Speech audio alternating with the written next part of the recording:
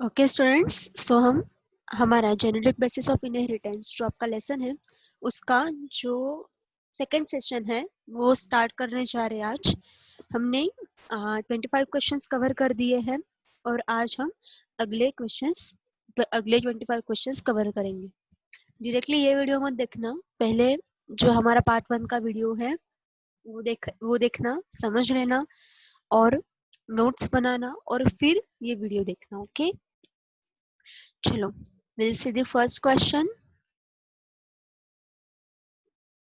Okay, the genotype of a plant showing the dominant phenotype can be determined by backcross, test cross, dihybrid cross and pedigree analysis. Okay, हमने पिछले lecture में back cross और test cross के बारे में discussion किया था। ठीक है, कि बैक क्रॉस का मतलब क्या है, टेस्ट क्रॉस का मतलब क्या है।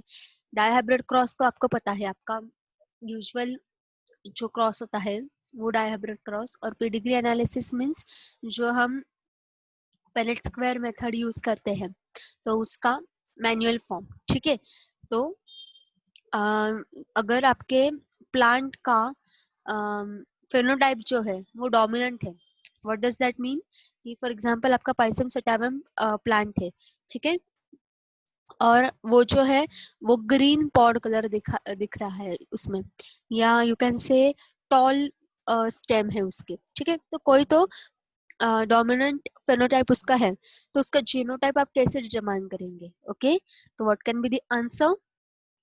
Answer is D, pedigree analysis. ठीक है, तो आपको अगर वो डोमिनेंट है तो आप क्या लॉजिक लगाएंगे कि ठीक है, फॉर एग्जांपल स्टेम है तो टॉल है, तो आप क्या सोचेंगे कि ओके, एक तो इसका जो स्टेम हाइट है वो टॉल है वो, ठीक है, तो उसका जीनोटाइप क्या हो सकता है इस प्लांट का? एक तो वो small T and capital T, sorry, capital T और स्मॉल टी ऐसा बोलना चाहिए, डोमिनेंट हमेशा पहले आता है।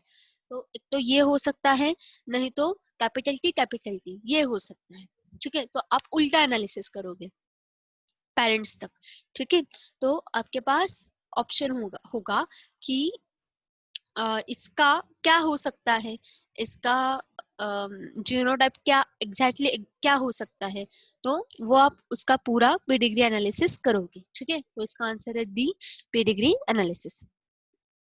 Next, F2 generation in a Mendelian cross showed that both genotypic and phenotypic ratios are same as 1:2:1. Okay, we'll read the question again. F2 generation in a Mendelian cross.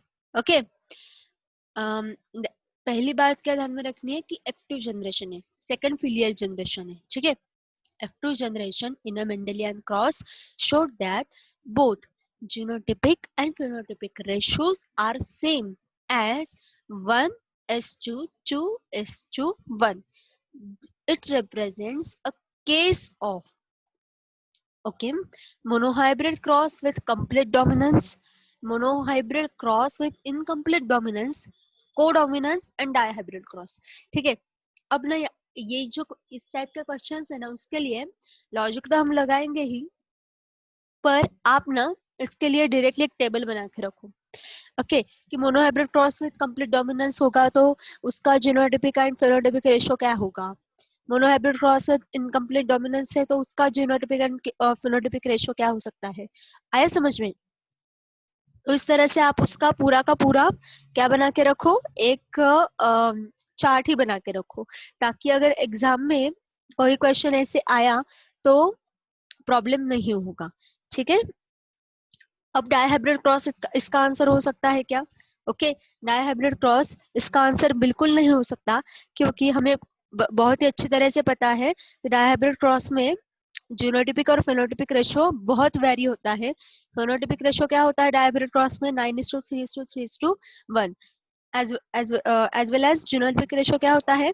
1:2:2:4:1:2:1:2:1। ये dihybrid cross का होता है। Okay, तो आपको अगर ये basic concept बहुत ही अच्छी तरह से पता है तो आपने क्या करना चाहिए, अपने पहले ही इस इस पे डायहाइब्रिड क्रॉस पे पूरा का पूरा क्रॉस मारना चाहिए। ओके, अब देखो, कंप्लीट डोमिनेंस का हो सकता है क्या? Monohybrid cross with complete dominance हो सकता है क्या? नहीं हो सकता।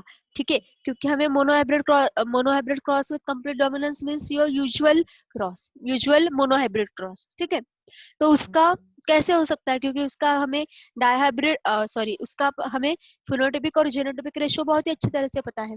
क्या है उसका फिनोटाइपिक और एंड जीनोटाइपिक रेशियो? सिंपल है, उसका फिनोटाइपिक रेशियो है 3:1 and genotypic ratio है 1:2:1. Okay, so in this case genotypic and phenotypic ratios are not same. Okay, so what are the options remaining? Codominance. ठीक है, कोडोमिनेंस का ratio क्या होता है? कोडोमिनेंस का रेशियो जो होता है वो करेक्ट है 1:2:1 ऐसा होता है, पर उसका जो एग्जैक्टली अगर आपको पता है ना, तो आपके बुक में यहाँ पे लिखा है कि thus in codominance genotypic and phenotypic ratios are identical. Okay, अब देखो क्यों ऐसा है, इसका आंसर यहाँ पे गलत क्यों दिया है कि गलत क्यों दिया है, मतलब मिस्टेक हमने कैसे आइडेंटिफाई की? क्योंकि देखो क्या बात है कि कोडोमिनेंस में दोनों जो अलील्स है वो एक्सप्रेस होते हैं। ठीक है, अगर आपका जो फॉर एग्जाम्पल ब्राउन ये है, ब्राउन कोट कलर है और व्हाइट कोट कलर है, तो कोडोमिनेंस में क्या होगा? कोडोमिनेंस में आपकी जो सेकंड फिलियल जनरेशन होगी तो उसमें एक ब्राउन होगा, एक व्हाइट होगा, और दो जो होंगे वो मिक्स होंगे, इसलिए 1:2:1 मेंटेन होगा। इसलिए इसका जो आंसर है वो क्या होना चाहिए? इसका आंसर होना चाहिए सी। ठीक है, और मोनोहाइब्रिड क्रॉस में भी वही बात है। जस्ट अ मिनट, हाँ ठीक है। अब देखो monohybrid cross with incomplete dominance जो है ना, तो इनकम्प्लीट डोमिनेंस में भी 1:2:1 और जीनोटाइपिक रेशियो 1:2:1 ये होता है। मतलब एक्चुअली यहाँ पे दोनों आंसर्स करेक्ट है। ठीक है, यहाँ पे ना हमें एक ई ऑप्शन देना पड़ेगा कि बोथ सी, बी एंड सी। ठीक है, बी एंड सी। ओके, ये हमें ऑप्शन देना पड़ेगा और हमारा आंसर यहाँ पे होगा ई। ठीक है, ऐसा हमें इस केस में करना पड़ेगा क्योंकि ठीक है, क्योंकि ये जो बी एंड सी है ना, मतलब codominance and monohybrid cross with incomplete dominance, दोनों में ये जो है ना जीनोटाइपिक और फेनोटाइपिक रेशियो वो वन इन द सेम है। आया समझ में? क्योंकि इनकम्प्लीट डोमिनेंस में भी कैसे होता है कि आपके रेड फ्लावर्स, मतलब अगर आपका रेड और व्हाइट फ्लावर का क्रॉस हो रहा है, तो red flower one second filial generation में रेड फ्लावर एक होगा, ओके, व्हाइट फ्लावर एक होगा, और पिंक जो दोनों का कॉम्बिनेशन है ना वो दो होंगे। ओके, इसलिए दोनों दो इसके आंसर्स हो सकते हैं, codominance and monohybrid cross with incomplete dominance. Okay, we'll see the next question. Which Mendelian idea is depicted by a cross in which the F1 generation resembles both the parents? Okay. Incomplete dominance, inheritance of one gene, codominance and multiple allelism. Okay. तो for क्या क्या पूछा है कि F1 generation resembles the both parents. Okay, तो इसका answer क्या है? कोडोमिनेंस, क्योंकि दोनों पेरेंट्स का वहां पे क्या होता है, वहां पे प्रेजेंस, मतलब उनके ट्रेट्स का प्रेजेंस होता है। और आप ऐसा नहीं कह सकते कि ये जो जनरेशन है वो सिर्फ इसको रिसेंबल करती है या उसको रिसेंबल करती है, मेल को करती है या फीमेल को करती है, ऐसा नहीं होता है। ठीक है, दोनों का वहां पे क्या होता है? रिजेम्बलेंस होता है। ओके, कोट कलर व्हाइट भी होगा और ब्राउन भी होगा। आपके बुक में शायद से पेज नंबर 12 पे देखिए आप ये कि उन्होंने चार्ट पिक्टोरियल फॉर्म में वो अच्छी तरह से दिखाया है। ओके, तो codominance is the answer. Okay, will see the next question. Okay, and F2 hybrid generation will have? What are the answers? Four types of genotypes, 7 types of genotypes, 9 types of genotypes, and 16 types of genotype. Okay, F2 hybrid generation.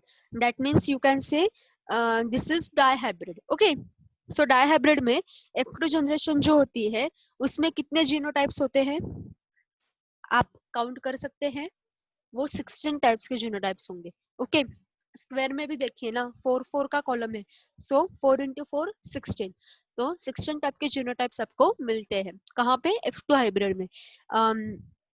वेराज F1 में आपको कितने मिलेंगे?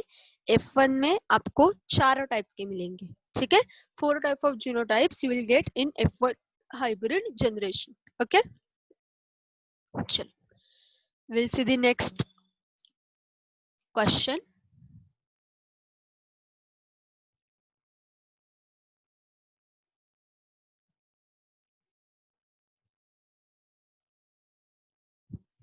Yes, we have seen this slide.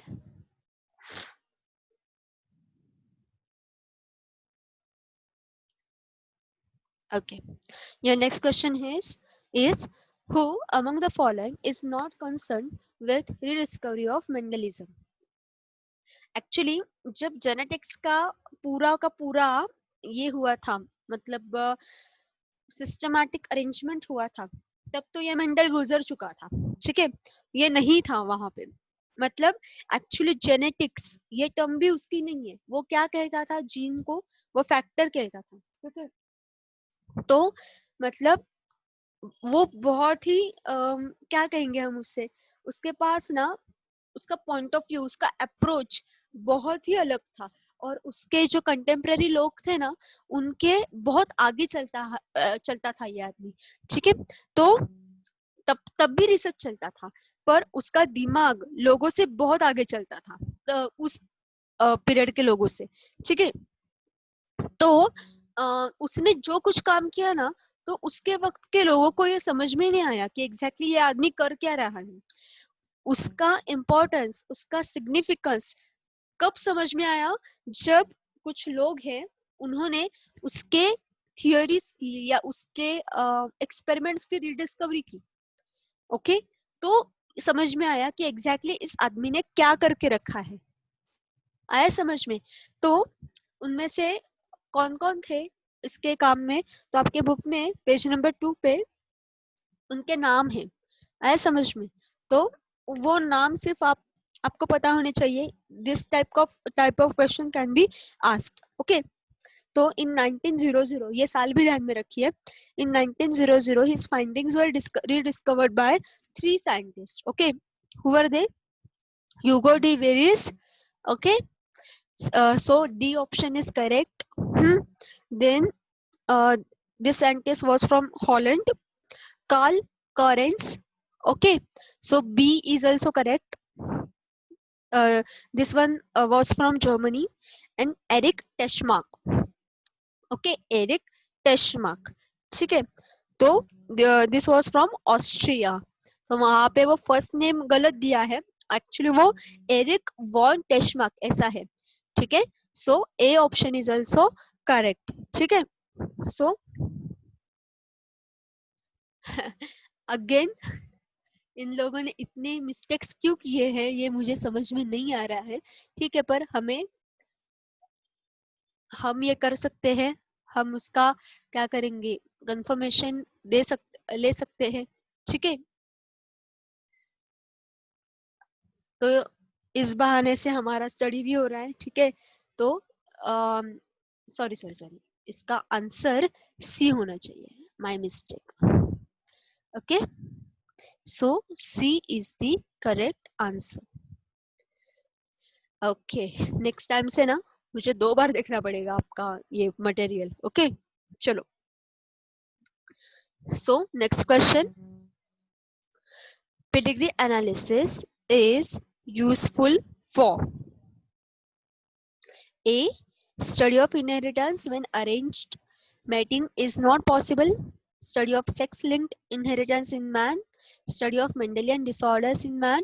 and all of this. Okay, there is a short difference between Punnett square method and pedigree analysis. Okay, pedigree analysis is mainly used for the chromosome linked traits. Okay, to study chromosome linked traits, whereas Punnett square method is usually used for the uh, genetically based inheritance. Okay, but this does not mean that if you have to study genetic basis of inheritance, you can't use pedigree chart, or if you want to study chromosomal basis of inheritance, you cannot use a Punnett square method. Okay, this is not the meaning of my statement. Okay, you can use both the tools. Okay, but usually this pedigree analysis is useful for chromosome linked traits. Okay, so what is the answer? Answer is study of inheritance when arranged mating is not possible. आपको possibility study करनी होती है, ठीक है, कि इसका अगर ये कॉम्बिनेशन हुआ, उसका अगर क्या हुआ तो क्या होगा.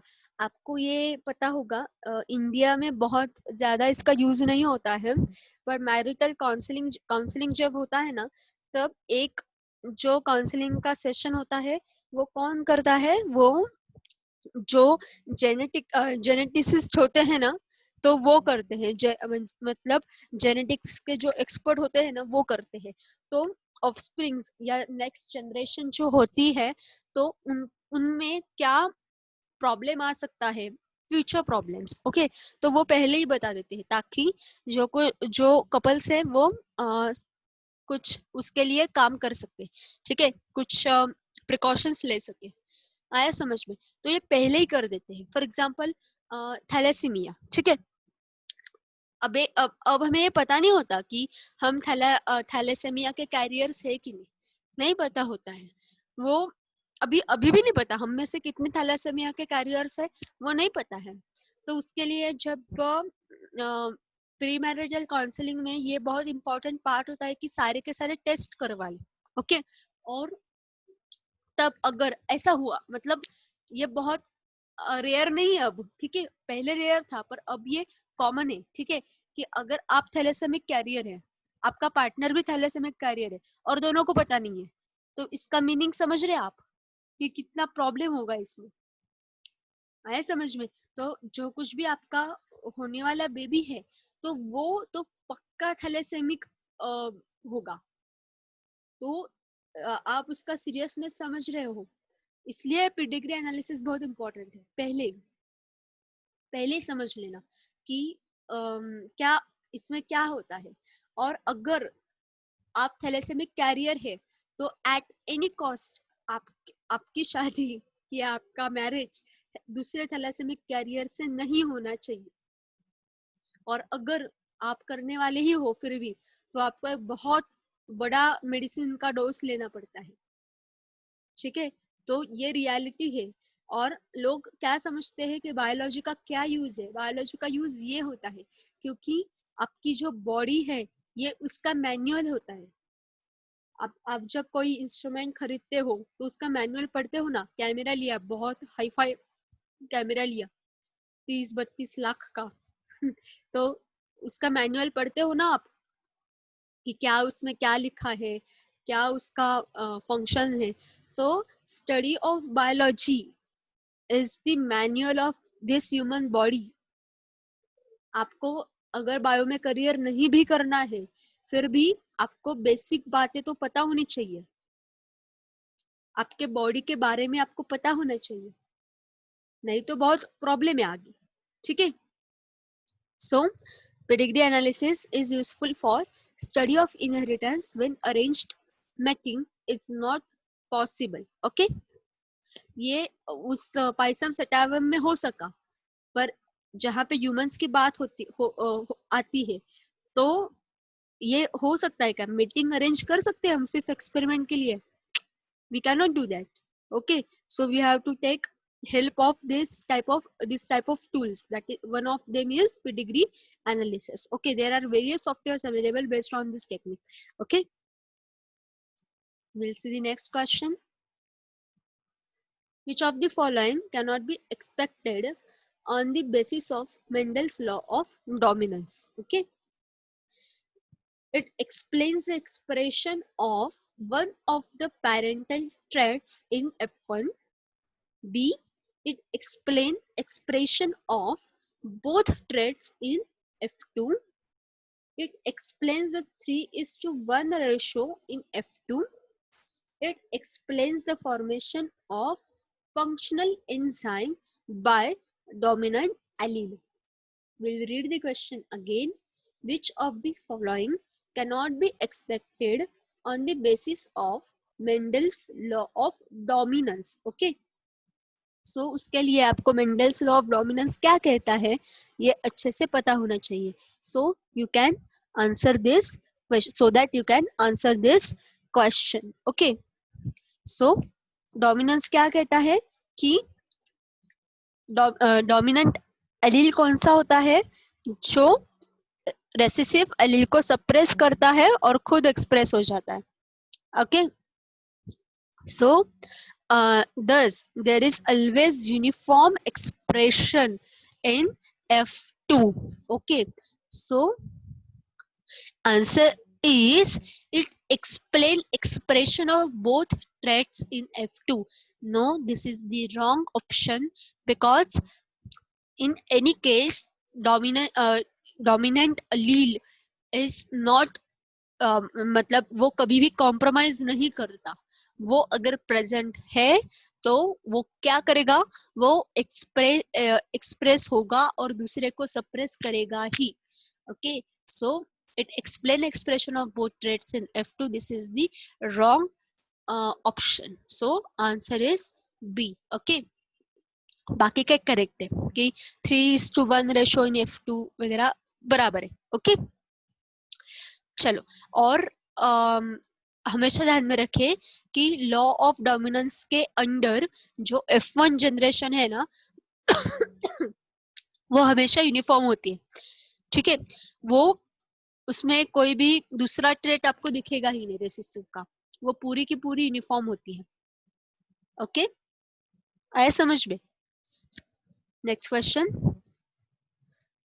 When heterozygous yellow round seed plants and are self-fertilized, the frequency of occurrence of capital R, small r, capital Y genotype among the offsprings is. इसके लिए आपको पनेट स्क्वायर चक्करबोर्ड ड्रॉ करना पड़ेगा. क्या बोला है उन्होंने? Heterozygous yellow round seed plants, मतलब आपके पेरेंट्स का ये क्या होगा, जीनोटाइप क्या होगा, हेटेरोजाइगस है. ठीक है, येलो राउंड है एंड तो येलो के लिए आप क्या करेंगे, capital Y. Okay, capital Y small Y. और राउंड के लिए कैपिटल आर स्मॉल आर. तो आपको क्या चाहिए, capital R small R capital Y. तो इसका क्या कहेंगे हम, फ्रिक्वेंसी कितना होगा ऑफस्प्रिंग में. ठीक है, कितने होंगे वो. तो 16 हमारे पास जीनोटाइप होते हैं F2 जनरेशन में. तो उसमें से कितने ऐसे होंगे, capital R small R capital Y and capital Y. Okay, तो आपको ये देखना पड़ेगा, आपको ये ड्रॉ करना पड़ेगा. You take 1 minute to draw the Punnett square and we'll see the answer. Take 1 minute to solve this question.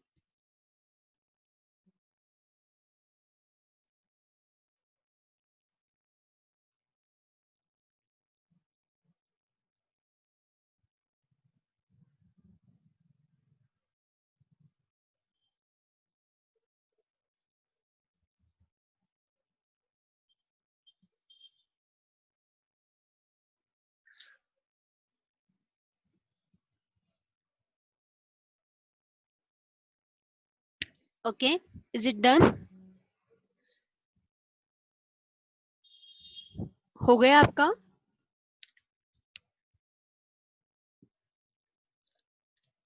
और अगर इन्होंने आंसर गलत दिया है तो भी हमें वो करेक्ट करना है. ठीक है, फिर से देखिए किसका ऑकरेंस दिखना है हमें, capital R small R and capital Y. So what should be the answer? Again answer is wrong. Okay, उसका दो फ्रीक्वेंसी है, ठीक है। Capital R, small R, capital Y. Okay, इसका जो फ्रीक्वेंसी है वो दो है, इसलिए इसका आंसर होना चाहिए सी। इसका आंसर होना चाहिए सी। ओके,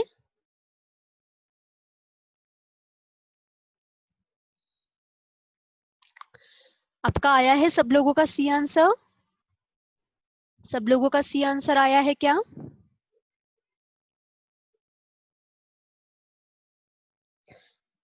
गुड, चलो next. Alleles are paired in. Alleles paired कहाँ पे होते हैं? इन zygote, in diploid organism, in dihybrid, all of this. So in dihybrid alleles are paired. Good. This answer is correct. Okay.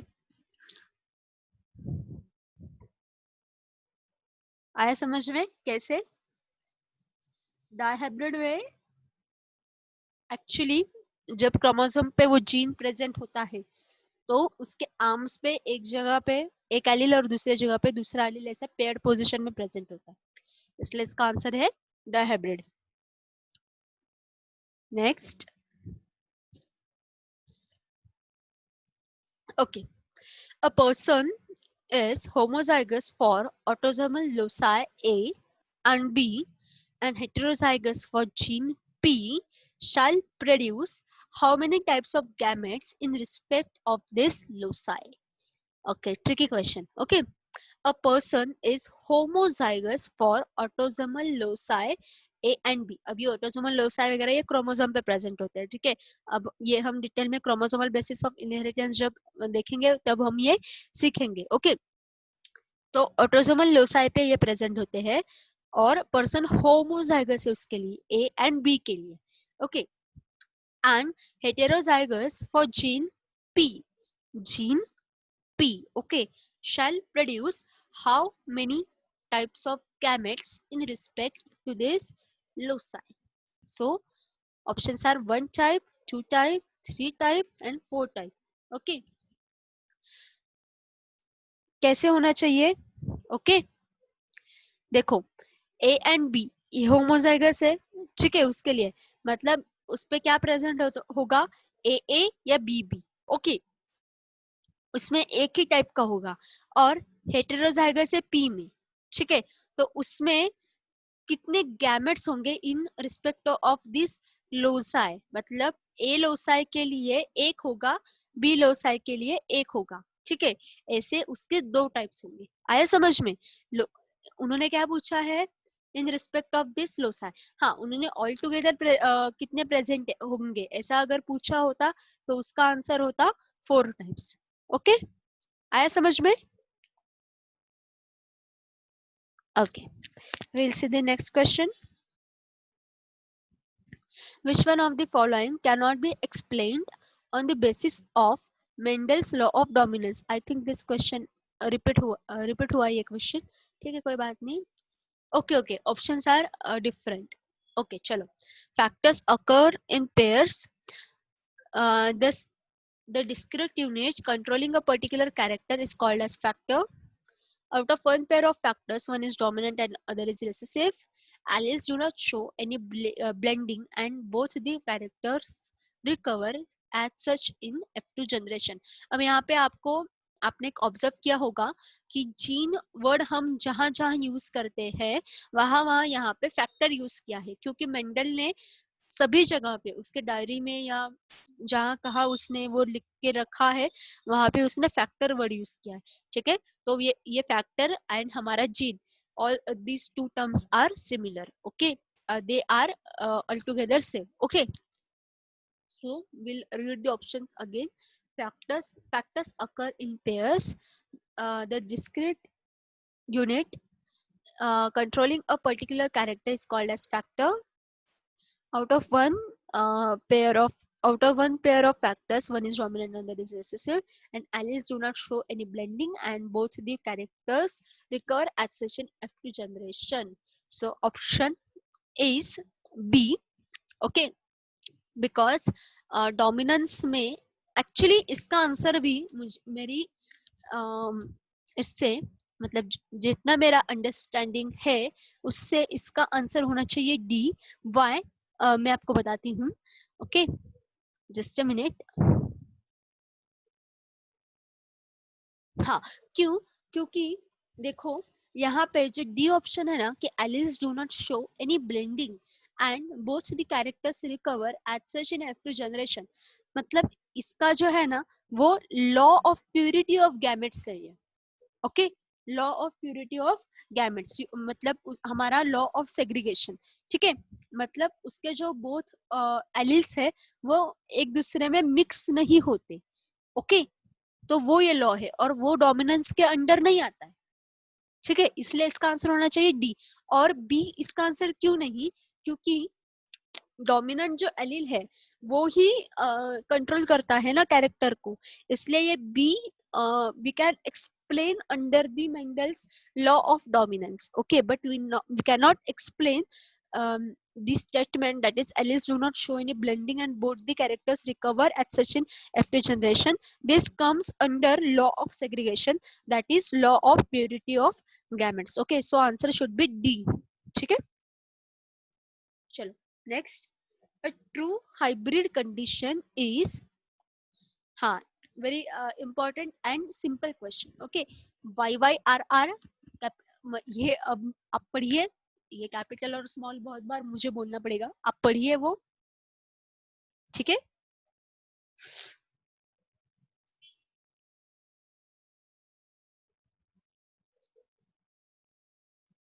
हाँ okay. So true hybrid condition मतलब क्या, उसमें क्या होना चाहिए? तो दोनों कैरेक्टर जो है उनमें एक डोमिनेंट होना चाहिए, एक रेसेसिव होना चाहिए। आया समझ में? तो ट्रू हाइब्रिड कंडीशन कौन सी होगी यहाँ पे? वो होगी B, Y capital Y small Y capital R small R. Okay,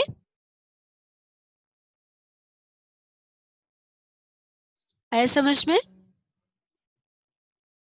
good, चलो next. 9:7 ratio in the F2 generation represents, okay चलो, what are the options?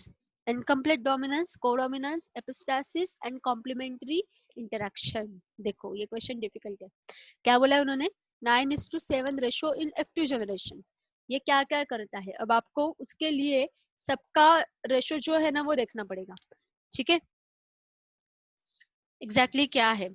अब देखो 9:7 बोला है उन्होंने, तो 9:3:3:1 जो हमारा रेशो है, तो उसमें 3 and 1। ओके, 9 तो वहां पे वैसे ही है। ओके, एंड 3:3:1, तो 3 3 1 कितने हुए? 7। तो वहां पे हमें क्या समझ में आता है कि 9:3:3:1 में क्या हुआ है कि जो एक जो जीन है ना, किसने, फॉर एग्जाम्पल यू कैन से वो लास्ट वाला 1 या 3, ओके, उन्होंने बाकी के जो है ना उनको एक्सप्रेस होने से इनहिबिट किया है। और एपिस्टासिस का क्या कहेंगे आप, उसका कंसेप्ट ही वो है। आया समझ में? तो इसलिए वहां पे क्या हुआ है, डायरेक्टली 9:7 रेशो आ गया है। Okay, so this can be the example of epistasis.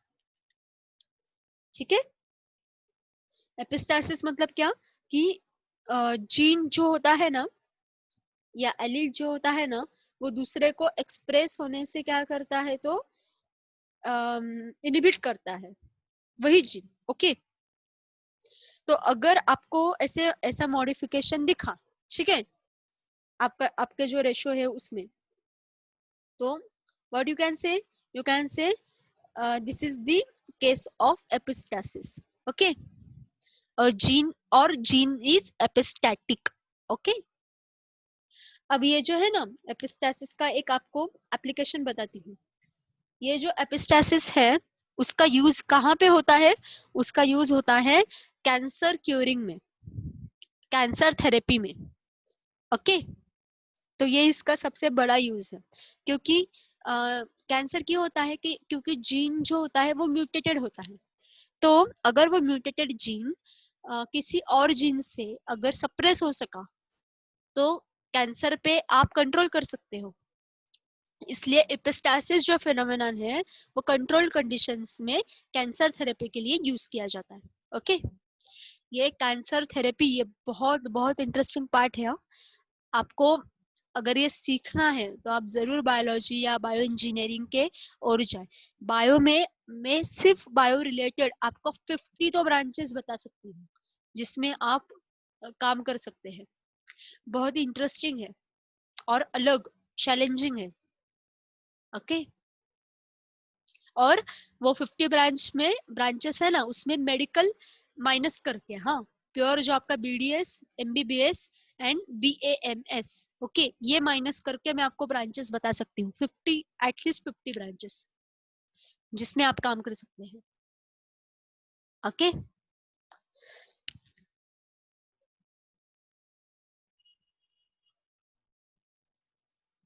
ठीक है, चलो next question. A small amount of lethal mutation is always present in the population due to positive selection, negative selection, frequency dependent selection and mutation selection balance. क्या होता है कि mutation तो होता ही रहता है, ओके, क्योंकि mutation is the cause of recombination और वेरिएशन। ओके, तो एक लीदल म्यूटेशन, लीदल मतलब किलिंग म्यूटेशन, वो प्रेजेंट होता है। और वो किसके लिए होता है? वो हमेशा म्यूटेशन सिलेक्शन बैलेंस के लिए होता है। क्योंकि क्या होता है ना कि अगर ये नहीं होता ना तो डायनासोर आज भी जिंदा होते, और अगर वो जिंदा होते तो हम नहीं होते। ठीक है, तो ये बात है उसके लिए। तो ये एक छोटा सा बहुत ही कम फ्रिक्वेंसी में ये जो म्यूटेशन है ना वो प्रेजेंट ही होता है हमेशा। ठीक है, so next, if a plant with genotype AABB is self-fertilized, the probability of getting capital A, capital A, capital B genotype will be A and B are not linked. Okay, this is the important note they have made. Okay, half, 1/4, 1/6, sorry, 1/8 and 1/16. We take 1 minute to solve this question.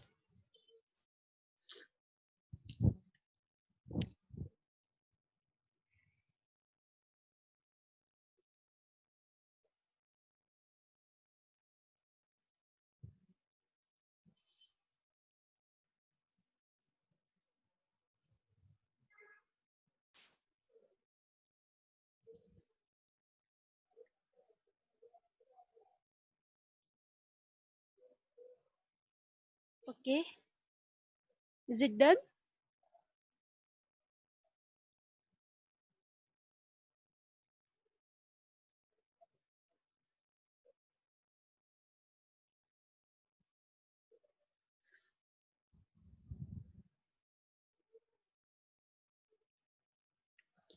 Okay, we will see the answer.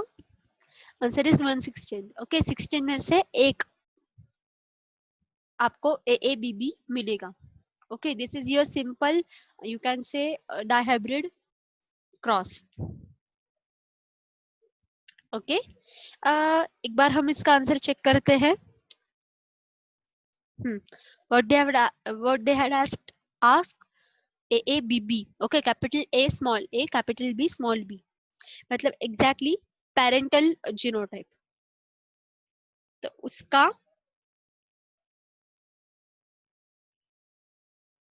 आपको कितना है, कितना आएगा? Exactly answer is correct, क्योंकि 16 का उसका ये आता है। Okay, and provided A and B are not linked. Okay, वो लिंक्ड नहीं है, तो वो सेपरेट है, पूरे के पूरे सेपरेट है। तो आपको कॉम्बिनेशन में नहीं लेना है, उसका क्रॉस आपको डिफरेंट तरीके से लेना होगा। ठीक है, मतलब ये आप कैपिटल ए और स्मॉल ए भी एक साथ नहीं ले सकते। ठीक है, ओके, चलो। How many phenotypes can occur in the human blood group ABO with alleles IA, IB and small I? कितने phenotypes होंगे? Okay, चलो we'll discuss this question. देखो, phenotype बोला है मतलब कितने blood groups आ सकते हैं। I A है, ठीक है, मतलब ए ब्लड ग्रुप आ सकता है, बी है तो बी ब्लड ग्रुप आ सकता है, दोनों है दैट मीन्स ए बी आ सकता है, ओके, और आई भी है तो ओ भी आ सकता है। सो चारों के चारों ब्लड ग्रुप आ सकते हैं। Okay, this was very simple question. ये ऐसे सिंपल क्वेश्चन तो आपको हाथ से जाने ही नहीं देने, ठीक है। चलो next, the geometrical device that helps to find out all the possible combinations of male and female gametes is known as, again very simple question, Batson square, Mendel square, Punnett square, Mendel square। Option repeat हुआ है, जाने दो। Option is C, Punnett square. उसे उसका दूसरा नाम क्या है, चकर बोर्ड, ठीक है। ज्योमेट्रिकल डिवाइस कहते हैं उसे, या ज्योमेट्रिकल टूल कहते हैं, और उसका ये भी आता है, सॉफ्टवेयर भी आता है, और उसमें बहुत एडवांसेस भी हुए हैं, ठीक है। वो बहुत एडवांस हुआ है, अब इतना एडवांस हुआ है कि आप उसे मतलब मैन्युअली पढ़ भी नहीं सकते, उसके लिए भी आपको अलग सा सॉफ्टवेयर लगता है, okay. This all is concern about bio informatics. मैंने कहा ना वो 50 ब्रांचेस में बोलूंगी, उनमें से एक ये है बायो इन्फॉर्मेटिक्स, जिसका बायोलॉजी का पूरा ये जो थियोरी है वो कंप्यूटेशनल टूल्स से उसका डाटाबेस मेंटेन करते हैं और इंटरप्रेट करते हैं, ओके।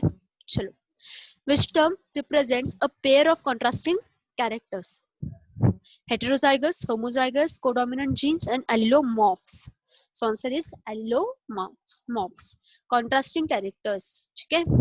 तो alleles जो होते हैं वो contrasting characters डिफाइन करते हैं या रिप्रेजेंट करते हैं।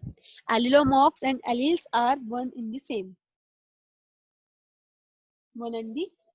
okay।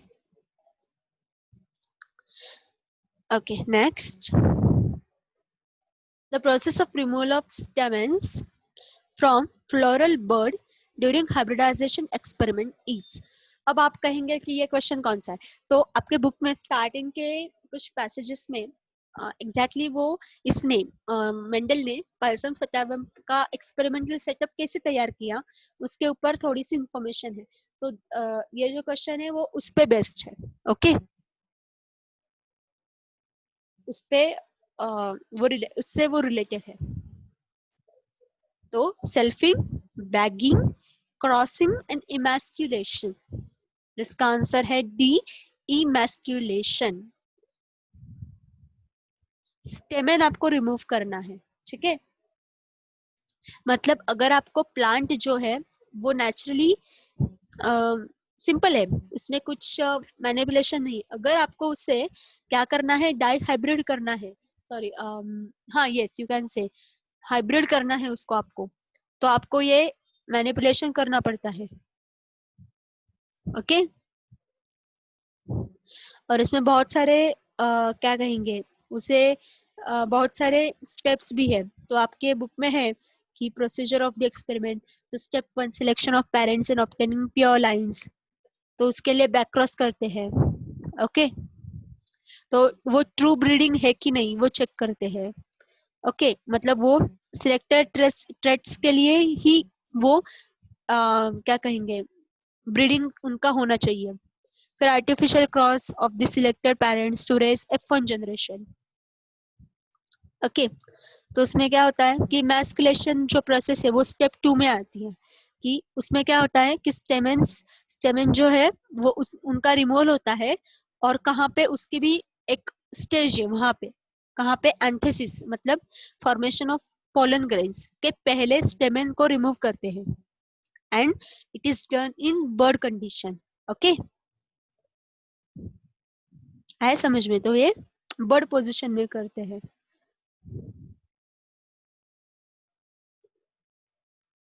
तो वो कैसे करना है वो भी दिया है वहां पे,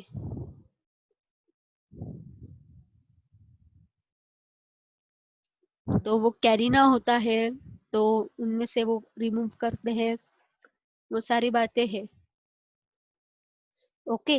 तो फीमेल प्लांट्स चाहिए सारे हमें, और क्या होता है फिर सारे के सारे फीमेल प्लांट्स है, और हमारे, तो उसमें जो स्टेमन है तो वो रिमूव करना पड़ता है। आया समझ में? ताकि सारे के सारे जो प्लांट्स है वो फीमेल मेंटेन रहे, और फिर आर्टिफिशियली मेल प्लांट के जो पोलन ग्रेन्स है वो डस्ट किए जाते हैं।